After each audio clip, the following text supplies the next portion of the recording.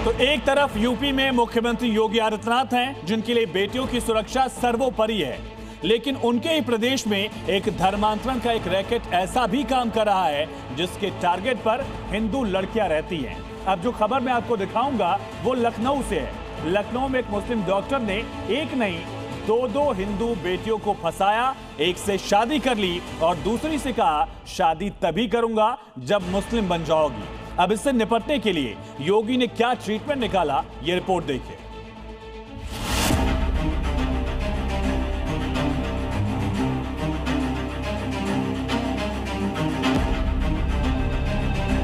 अगर कोई बेटी कहती है कि मेरी सुरक्षा को खतरा है तो उस बेटी को सुरक्षा प्रदान करो। सुरक्षा जिससे खतरा है उसको वहीं पे सबक सिखाओ। लखनऊ की king George medical university, medical की बेहतरीन शिक्षा देने वाला संस्थान, मरीजों को घर जैसी देखभाल देने वाला अस्पताल।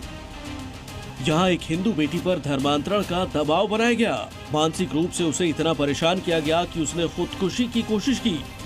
और ये आरोप किसी और पर नहीं, उसी के विभाग में काम करने वाले साथी मुस्लिम डॉक्टर पर लगे हैं।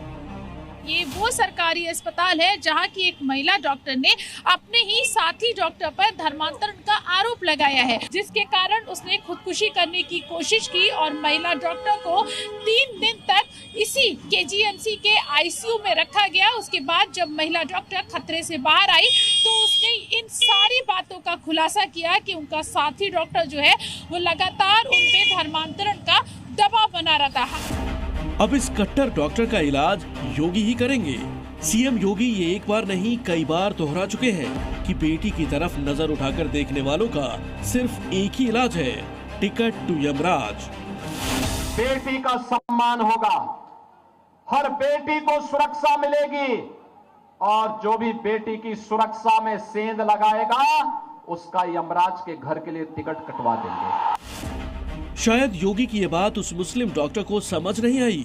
अब जब योगी फोर्स उसकी डेंटिंग पेंटिंग करेगी तो उसे पता चल जाएगा कि बेटी की सुरक्षा में सेंध लगाने का मतलब क्या होता है। ये मुस्लिम डॉक्टर पीड़ित के साथ किंग जॉर्ज मेडिकल यूनिवर्सिटी के पैथोलॉजी डिपार्टमेंट में काम करता था।